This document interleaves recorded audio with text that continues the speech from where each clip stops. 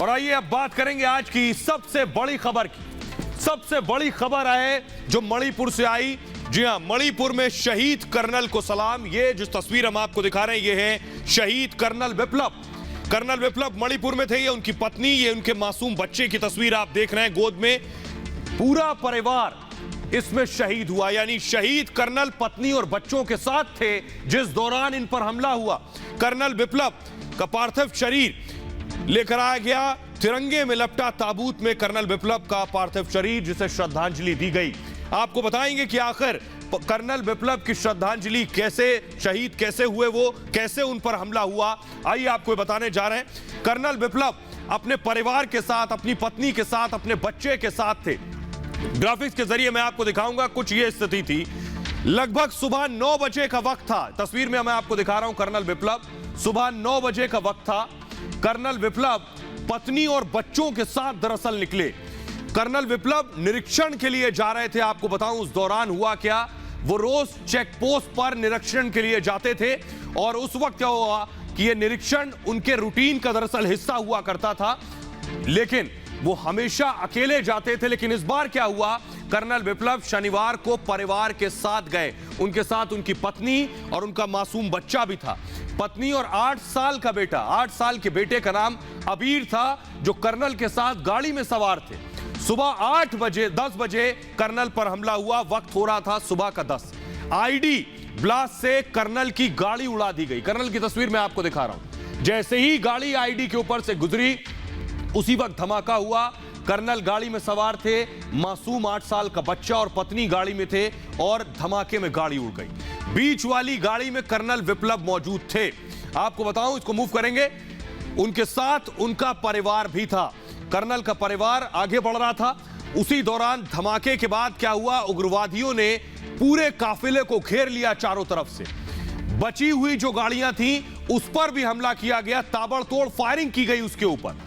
उग्रवादियों ने गोलियों की बौछार कर दी और आपको बताऊं कर्नल विप्लव पर भी गोलियों की बारिश की गई।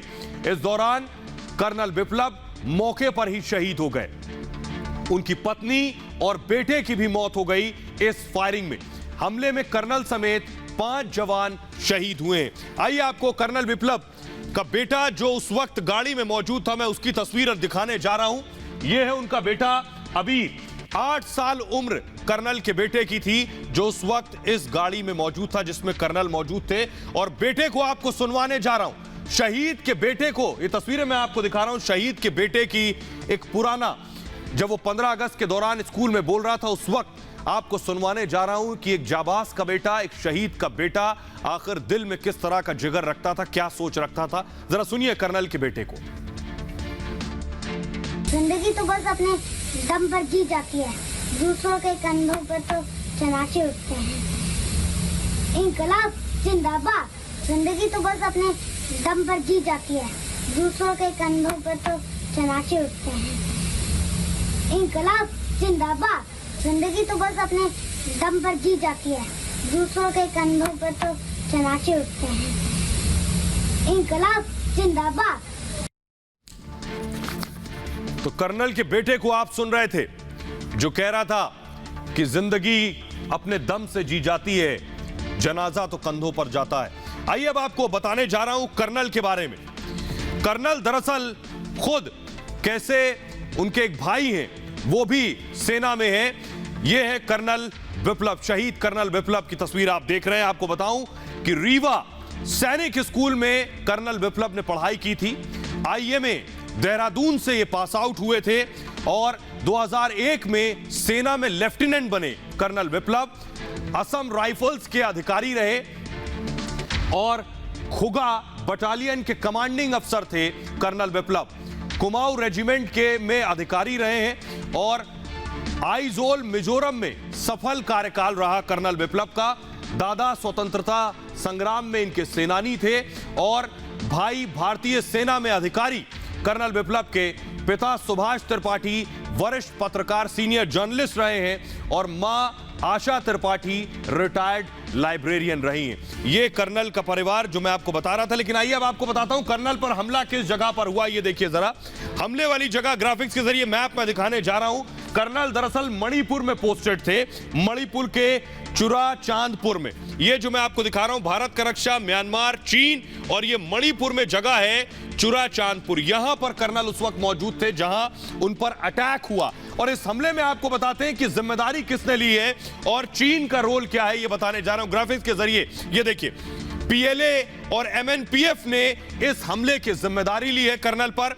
चीन से जुड़े हैं इस पीएलए के तार। ये पीएलए पीपल्स लिबरेशन आर्मी, ये आतंकी संगठन है वहां का, इसके चीन से संबंध है। पीएलए को चीन फंडिंग करता है और बांग्लादेश, म्यांमार में ट्रेनिंग कैंप्स भी इसके मौजूद हैं। मणिपुर को अलग देश बनाना इसका मकसद है।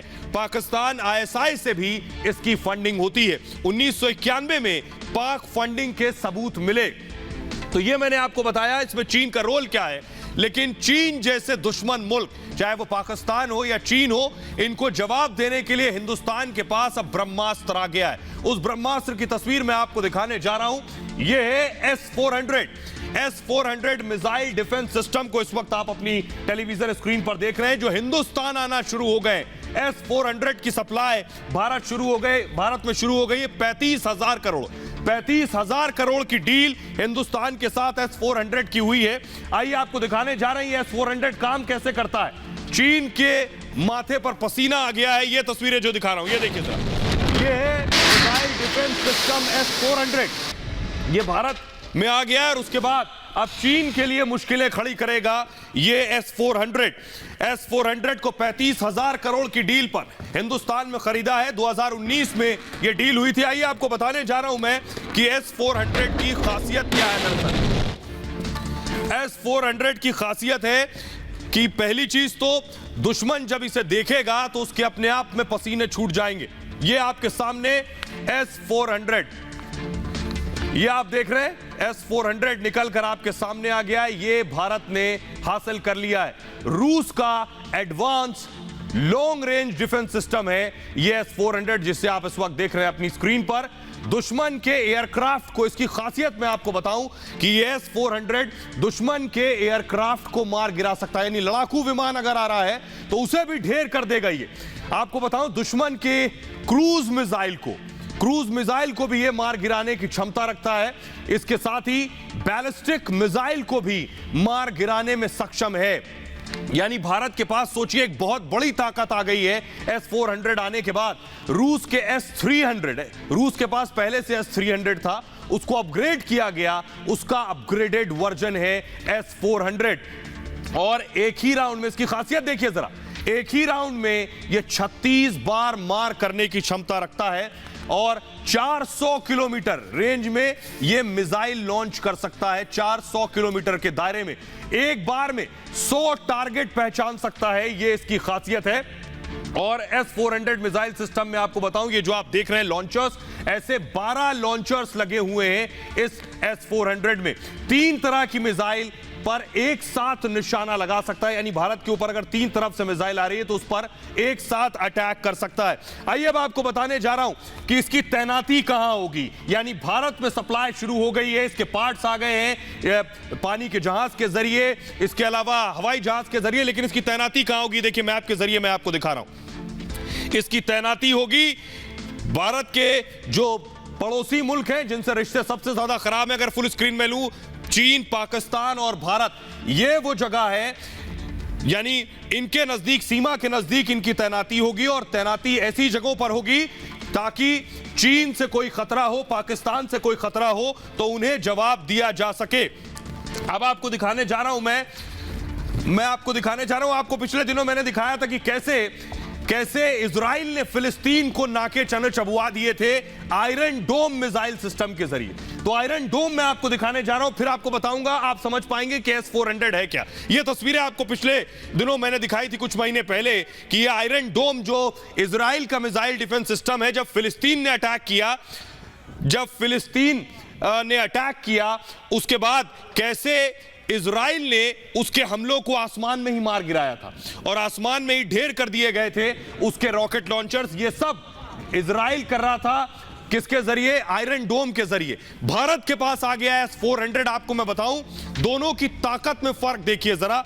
अब आप अंदाजा लगाएंगे कि भारत के पास उस आयरन डोम से ज्यादा, यानी इजराइल के पास जो डिफेंस सिस्टम है उससे ज्यादा ताकतवर S-400 आ गया। देखिए जरा दोनों की तुलना। आयरन डोम देखिए, छोटी दूरी का एयर डिफेंस सिस्टम है, तब फिलिस्तीन को नाके चने चबवा दिए, उसके हमलों को मार गिराया। भारत के पास लॉन्ग रेंज डिफेंस सिस्टम है, लंबी दूरी तक हमला करने वाला डिफेंस सिस्टम है। आयरन डोम को इजराइल ने बनाया, S-400 को रूस ने तैयार किया है, रूस द्वारा निर्मित है।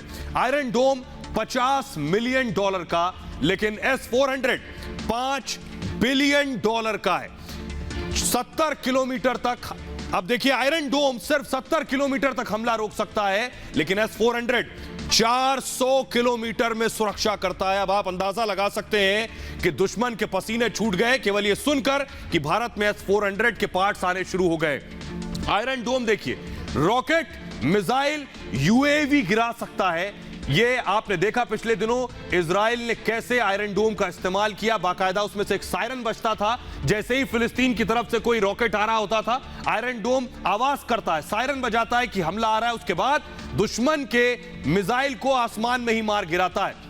आप देखिए, आयरन डोम तामीर इंटरसेप्ट मिसाइल इसके साथ लगी हुई है, लेकिन S-400 के साथ एक साथ 3 तरह की मिसाइल पर S-400 निशाना लगा सकता है। अब आप S-400 की ताकत का अंदाजा बाखूबी लगा सकते हैं। भारत को आयरन S-400 आने शुरू हो गए जो आयरन डोम से कहीं ज्यादा ताकतवर हैं।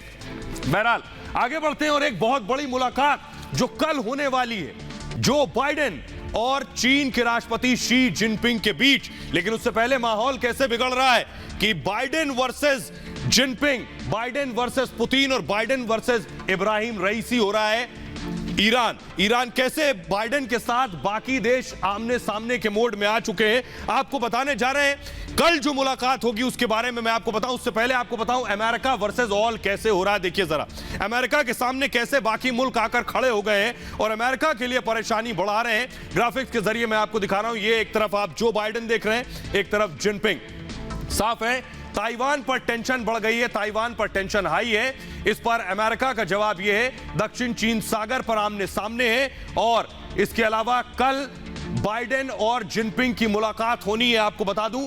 और यूक्रेन यानी पुतिन के साथ बाइडेन वर्सेस पुतिन कैसे हो रहा है, यूक्रेन पर जंग जैसे हालात बन गए हैं। एक बड़ी परेशानी काला सागर युद्ध अभ्यास की वजह से, दरअसल पुतिन गुस्से में इस वक्त। और मैं आपको बताऊं कि बारूद के ढेर पर यूरोप कैसे बैठा हुआ है, पूरा यूरोप, यह आपको बताऊंगा। नेटो देशों को पुतिन की सीधी सीधी चेतावनी दी गई है। और अब बात ईरान की, अमेरिका वर्सेस ईरान कैसे हो रहा है। दरअसल फारस की खाड़ी में तनाव पैदा हो गया है। अमेरिका का वॉरशिप वहां पहुंच गया जहां ईरान ने उसे खदेड़ा है। इसको मूव करेंगे। अमेरिकी युद्धपोत के ऊपर ईरानी हेलीकॉप्टर नजर आया है।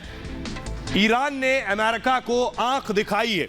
यह है हकीकत, कैसे अमेरिका के सामने बाकी देश आकर खड़े हो गए। लेकिन हम बात करने जा रहे हैं कल होने वाली सबसे बड़ी मुलाकात की, जो कि बाइडेन और जिनपिंग के बीच होने वाली यह मुलाकात है। सबकी, पूरी दुनिया की निगाहें इस तरफ है कि बाइडेन और जिनपिंग, अमेरिका और चीन जब मिलेंगे और पहली बार दोनों देशों के बीच यह बैठक होने वाली। इसी पर यह रिपोर्ट देखिए जरा।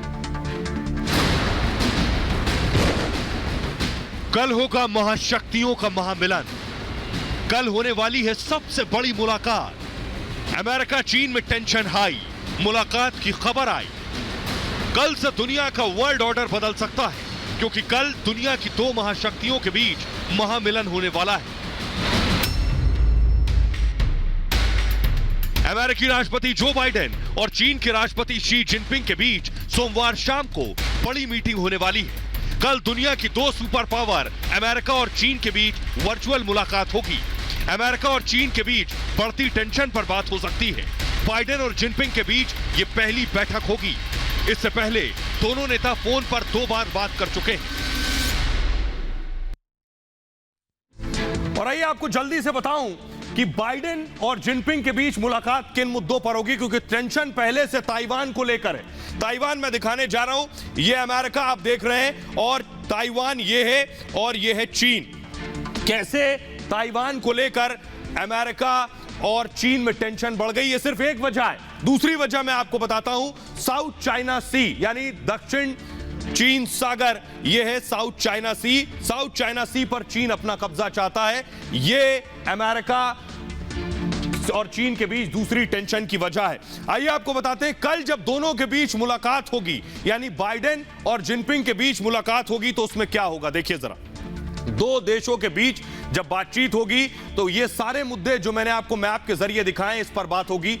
अमेरिका क्या कहेगा? ताइवान को अमेरिका आजाद देश मानता है, ताइवान पर अपना कब्जा मानता है चीन। इसके अलावा हालात बदलने की कोशिश अगर हुई तो कार्रवाई होगी, ये अमेरिका कह चुका है। जिनपिंग का और चीन का कहना है आजादी के समर्थकों को सहयोग न करे अमेरिका, ये चेतावनी दे चुका है। अमेरिका का कहना है अमेरिका ने ताइवान का दौरा किया तो चीन ने दौरे को उकसाने वाला बताया था पिछले दिनों, और ताइवान के साथ खड़ा है अमेरिका। चीन को यह बात बिल्कुल बर्दाश्त नहीं। ताइवान के करीब सैन्य अभ्यास इससे पहले कर चुका है। दक्षिण चीन सागर में चीन के लिए चुनौती है। दक्षिण चीन सागर पर कब्जा चाहता है चीन, और चीन की पकड़ कमजोर करना चाहता है अमेरिका। वैश्विक कारोबार बढ़ाना मकसद है दक्षिण चीन सागर में चीन का। चीन की पकड़ कमजोर करना चाहता है अमेरिका, और दरअसल चीन ये चाहता है कि साउथ चाइना सी जो कि व्यापार और ट्रेड का सबसे बड़ा रूट है, उस पर किसी तरह से अपना कब्जा कर लें। आइए अब आपको बताने जा रहा हूं, यह सिर्फ एक बात हुई। दूसरी तस्वीर जो मैं आपको दिखाने जा रहा हूं, यह तस्वीर देखिए जरा।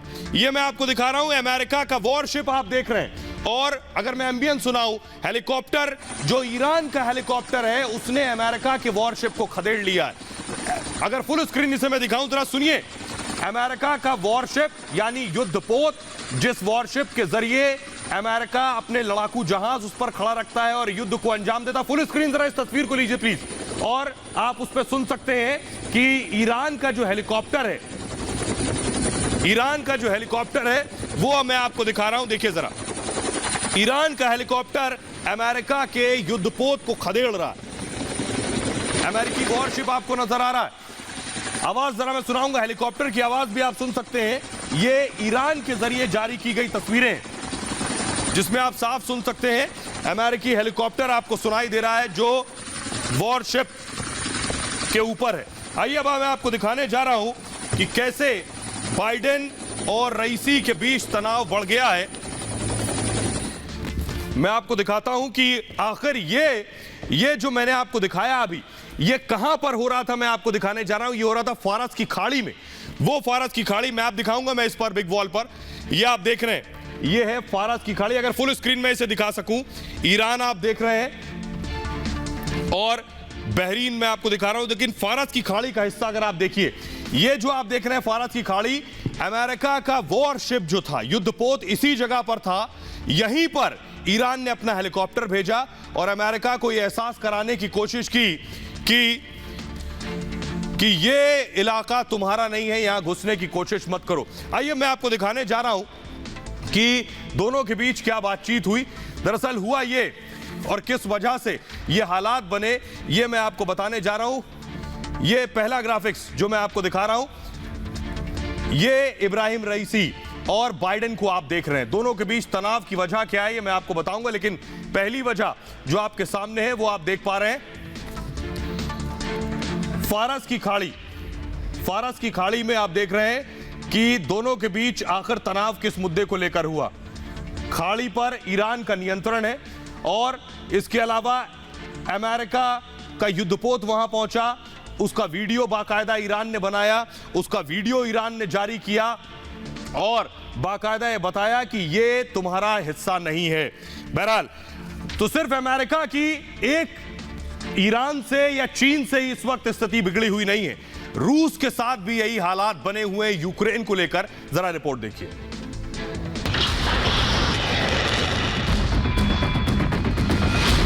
यूक्रेन पर रूस अमेरिका आमने सामने। काले सागर में युद्ध अभ्यास से तलमिला उठा रूस। क्या रूस करेगा जंग का आगाज? रूस के खिलाफ अमेरिका के साथ यूरोप।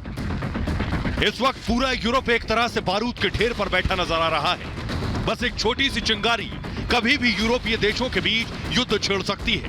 अमेरिका की यूक्रेन से नजदीकी से यूरोप एक बार फिर से जंग के मुहाने की तरफ बढ़ता दिख रहा है।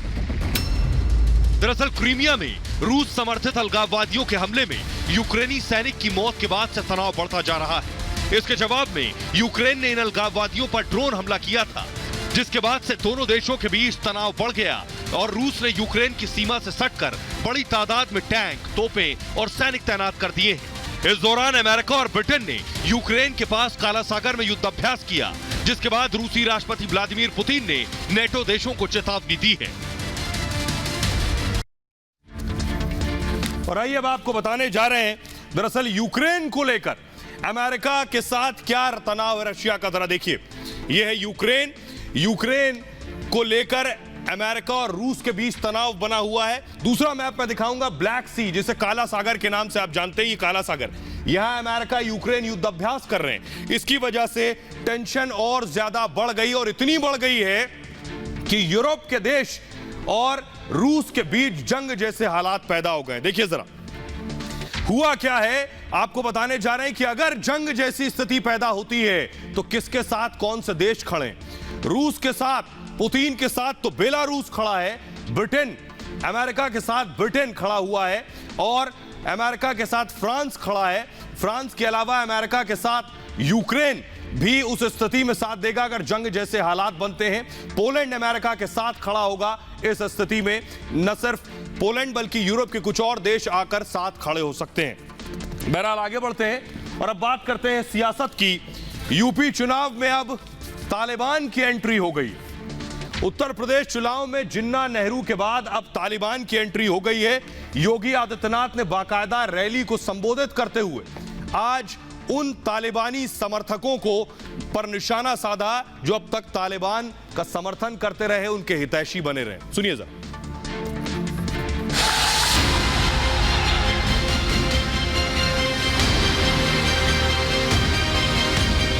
पूरे भारत के अगर कोई लैला है तो उसका नाम असदुद्दीन ओवैसी। ये सब मेरे मजलू हैं। जो लोग खलनायक का सम्मान कर रहे हैं, क्या आप उसका समर्थन करेंगे? आज हर व्यक्ति उत्तर प्रदेश का जानता है कि भारतीय जनता पार्टी से ज्यादा झूठ को नहीं बोल सकता।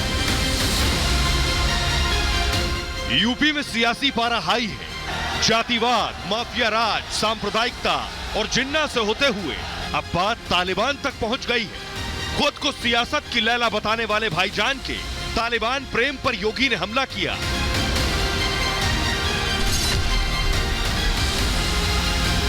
क्यों नहीं हमने इनफॉर्मल या अनऑफिशियली तालिबान से हमने क्यों नहीं बात की? आपने क्या किया बताइए। आज पूरे सिक्योरिटी एक्सपर्ट्स ये कह रहे हैं कि अल-कायदा और आइसिस सीरिया से, इराक से अपने रिक्रूटमेंट के बेसिस को शिफ्ट कर रहे हैं अफगानिस्तान को अनगवर्नड स्पेसेस में। जो लोग विभाजन की बात करते हैं, एक प्रकार से प्रत्यक्ष रूप से तालिबानीकरण को वह समर्थन देने का कार्य करते हैं। और आपने देखा होगा तालिबान जैसे ही फिर से अफगानिस्तान में घुसा, तमाम स्वर उभरने लग गए थे तालिबान के समर्थन में। कठोरता पूर्वक कार्रवाई की गई, तब स्वर शांत हो पाए। तालिबान का समर्थन का मतलब मानवता विरोधी शक्तियों को समर्थन देना। महिलाओं और बच्चों के विरोधी तालिबान के कृत्यों का समर्थन करने का मतलब महिलाओं और आधी आबादी का अपमान करना, बच्चों का अपमान करना। लेकिन सियासत तब गर्मा गई जब अखिलेश ने यूपी में कुर्सी की खातिर जिन्ना का मुद्दा उछाल दिया। सरदार पटेल जी, राष्ट्रपिता महात्मा गांधी, जवाहरलाल नेहरू, जिन्ना एक ही संस्था में पढ़ करके बैरिस्टर बनकर के आए थे। उन्होंने आजादी दिलाई। चुनाव में माफिया की एंट्री अखिलेश से गठबंधन कर चुके ओम प्रकाश राजभर ने करा दी, जब राजभर मुख्तार से जेल में मिलने पहुंच गए। 5 बार से वो एमएलए हैं। अगर वो माफिया होता तो जनता उसको वोट क्यों देती? वहीं अखिलेश वोट के लिए जेल की सजा काट रहे आजम खान से मिलने पहुंच गए थे। शायद यही वजह है कि अमित शाह ने जैम का नया जुमला उछाल दिया, जिसके बाद अखिलेश और ओवैसी को भी मैदान में उतरना पड़ा। तो एक समाजवादी पार्टी के नेता बोले हम भी जैम लाए हैं। उनके जैम का मतलब है जे से जिन्ना, ए से आजम खान और एम से मुख्तार। उनके जैम का मतलब कुछ भी हो, लेकिन समाजवादियों ने जो जैम का मीनिंग निकाला है, Bharatiya Janata party J for झूठ, भारतीय जनता पार्टी का जे फॉर झूठ, ए फॉर अहंकार और एम फॉर महंगाई, जिसका जवाब भारतीय जनता पार्टी नहीं दे सकती। देश के वजीर दाखिला अमित शाह ने अपने आजमगढ़ की तकरीर में जैम का जिक्र किया। हमसे पूछा गया जैम, हमने कहा हम तो टोस्ट पर जैम लगा के खा लेते, तो कौन से जैम की बात कर रहे हैं?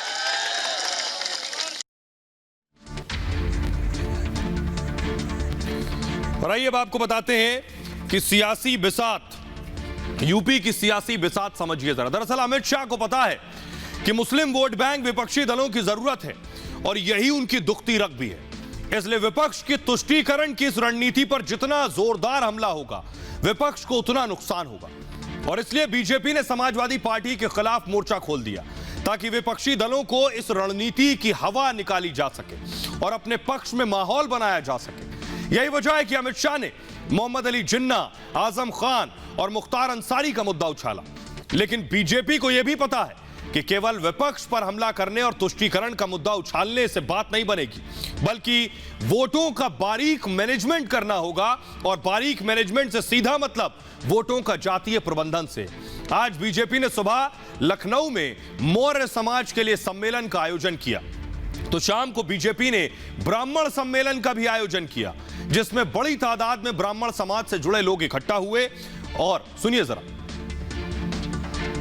धर्म पर आंच नहीं आने देंगे, संस्कृति का बालबांका नहीं होने देंगे। और यही तो जो हमारा संकल्प रहा है, यही संकल्प दुनिया के अंदर बहुत सारे मत, मजहब, संप्रदाय, उपासना विधियां आई, सब समय के अनुरूप इतिहास के कालखंड में समाहित हो गई।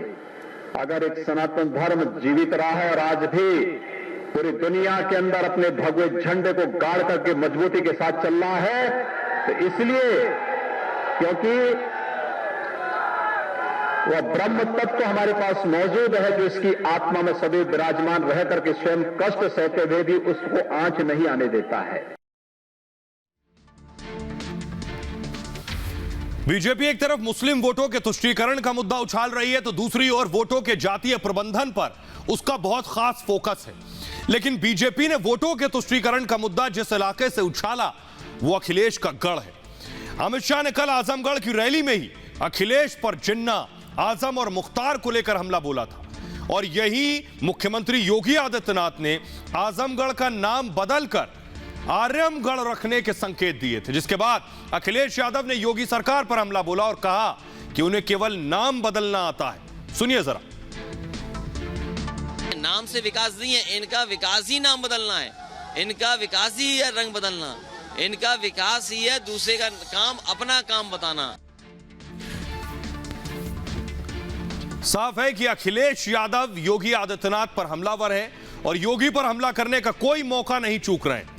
दरअसल अखिलेश की कोशिश योगी से सीधी टक्कर में आने की, ताकि योगी के खिलाफ अगर माहौल बने तो इसका सीधा फायदा समाजवादी पार्टी को मिले। लेकिन असदुद्दीन ओवैसी ने अखिलेश की इस रणनीति पर हवा निकाल दी। सब जानते हैं कि यादव बिरादरी के बाद अखिलेश को मुस्लिम वोटों की दरकार है और मुस्लिम उनके साथ होंगे तो योगी को वो चुनौती दे पाएंगे।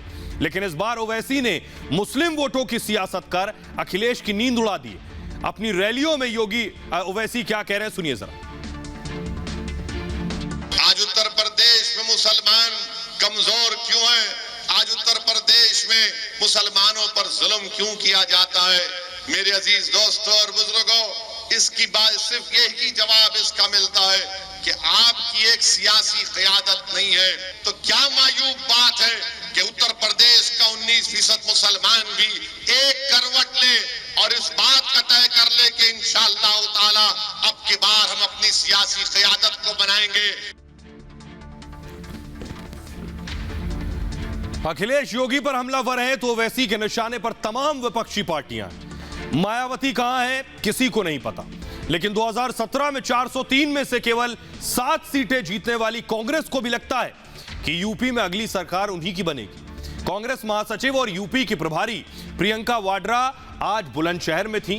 बुलंदशहर में प्रियंका ने अकेले चुनाव लड़ने का ऐलान किया। सुनिए जरा। जब मैं आपके बीच आई तो कई लोगों ने कहा कुछ भी करिए, इस बार गठबंधन मत करिए। मैं आपको आश्वासन देना चाहती हूँ, हम सारी सीटों में लड़ेंगे, अपने बल पे लड़ेंगे।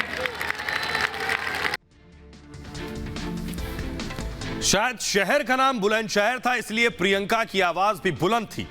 लेकिन एक कहावत है कि किसी बात को जितनी जोर से बोला जाए और बार बार बोला जाए तो वो बात सच लगने लगती है। प्रियंका यही बताना चाहती हैं, लेकिन सच्चाई ये है कि जिस अखिलेश से गठबंधन की उन्हें उम्मीद थी, उन्होंने कांग्रेस को किनारे लगा दिया और दो टूक कह दिया कि उनका गठबंधन केवल छोटी पार्टियों से होगा। मायावती पहले ही ठुकरा चुकी हैं और योगी से कोई समझौता नहीं हो सकता, पहले ही साफ है। अब कांग्रेस इस बार 7 सीटें जीत पाती है या नहीं, या सरकार बना लेना उसका दावा सच निकल पाता है या नहीं, थोड़े इंतजार की जरूरत है। वैसे कांग्रेस को भी सच का एहसास बखूबी है, कैमरे पर वो चाहे जो कुछ बोलते हो। बहरहाल ये भारत की बात है में इतना ही। अपना बहुत ख्याल रखिए। एक छोटे से ब्रेक के लिए रुक रहे हैं, लौट रहे हैं कुछ और बड़ी खबरों के साथ।